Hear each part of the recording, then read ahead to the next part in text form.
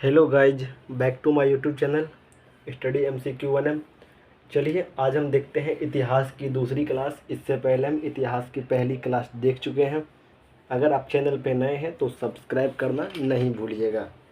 चलिए क्वेश्चन 1 में है, पुर्तगाली ने अपनी पहली व्यापारिक कोठी कहाँ खोली? तो पुर्तगाली अपनी पहली व्यापारिक कोठी कोचीन में खोली थी। कहाँ खोली थी? कोचीन में। भारत में प्रिंटिंग प्रेस इन्होंने ही शुरुआत की, यानी पुर्तगाली ने ही भारत में प्रिंटिंग प्रेस की शुरुआत किया। याद रखिएगा, डच नीदरलैंड या हॉलैंड का निवासी था। डच कहाँ का वासी था? नीदरलैंड या हॉलैंड का। डच ने अपनी पहली व्यापारिक कोठी मसूलीपट्टनम में खोली। पुर्तगाली खोला कोचीन में, जबकि डच मसूलीपट्टनम में। कैप्टन हॉकिंस 1608 में जहांगीर के दरबार में आया था। ये ब्रिटेन का राजदूत था, अंग्रेज का, जो 1608 में जहांगीर के दरबार में आया। जबकि याद रखिएगा, एक सर टॉमसरो भी था। सर टॉमसरो था, वो 1615 में आया था। 1615 में आया था, ये भी जहांगीर के दरबार में ही आया था। इंग्लैंड का जो राजा था, चार्ल्स द्वितीय, इसका विवाह किससे हुआ? राजकुमारी कैथरीन बरगेंजा से, यानी पुर्तगाली की राजकुमारी थी ये कैथरीन बरगेंजा। इसका विवाह किससे हुआ? इंग्लैंड के राजा चार्ल्स द्वितीय से। इसको दहेज में क्या मिला? इसको दहेज में मुंबई मिला। पुर्तगाली दहेज में इसको मुंबई में दे दिया। फोर्ट विलियम का पहला प्रेसिडेंट चार्ल्स आयर था। फोर्ट विलियम का पहला प्रेसिडेंट कौन था? Charles Eyre. पांडिचेरी का स्थापना फ्रांसीसी मार्टिन ने किया। कब? 1674 में किया।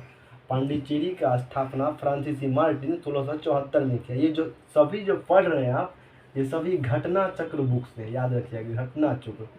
अब जो है अधिकतर सवाल जो है घटना चक्र से ही पूछा जाता है।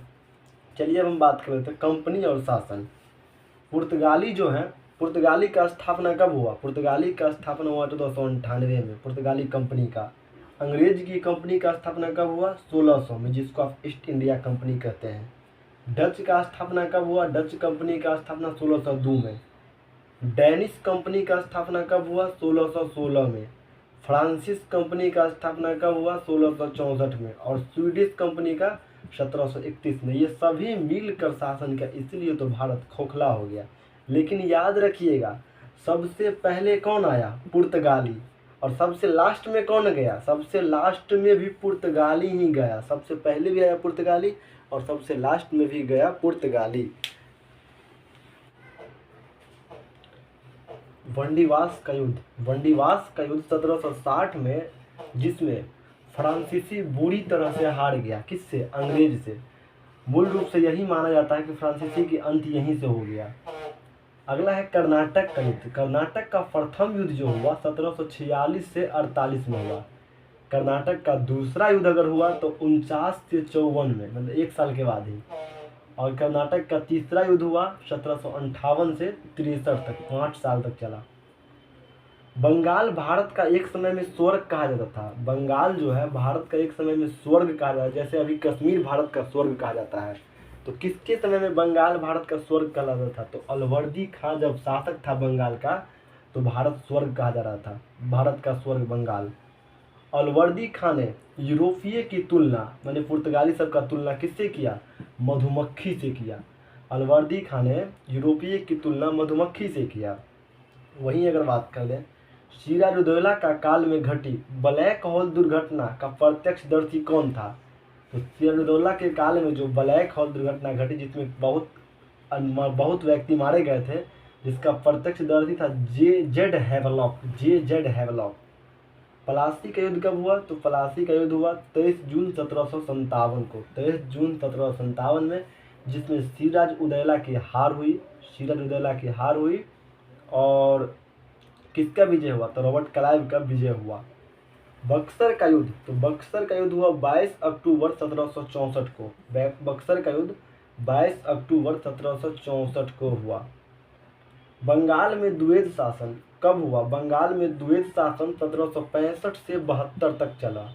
1765 में बंगाल में द्वैध शासन लागू किसने किया? तो लागू किया था क्लाइव। लागू किसने किया था? क्लाइव लागू किया था। गवर्नर था क्लाइव, लॉर्ड क्लाइव। और अंत किसने किया? तो अंत किया था 72 में वारेन हेस्टिंग अंत किया था। अगला है आंग्ल मैसूर युद्ध। प्रथम आंग्ल मैसूर युद्ध जो हुआ 1767 से 69 में हुआ। जब वो अंत होता है तो अंत में मद्रास की संधि हुई। इसी में दूसरा युद्ध हुआ था 1780 से 84 में, और अंत में 84 में हुई मंगलौर की संधि। आंग्ल मैसूर युद्ध जो तीसरा हुआ वो 1790 से 92 में हुआ, जिसमें 92 में श्रीरंगपट्टनम की संधि हुई। और चौथा युद्ध जो हुआ आंग्ल मैसूर युद्ध 1799 में, यहाँ पे टीपू सुल्तान की मृत्यु हो जाती है। टीपू सुल्तान की मृत्यु हो जाती है, इसलिए कोई संधि नहीं होती है। चलिए मिलते हैं अगली वीडियो में, तब तक के लिए जय हिंद जय भारत।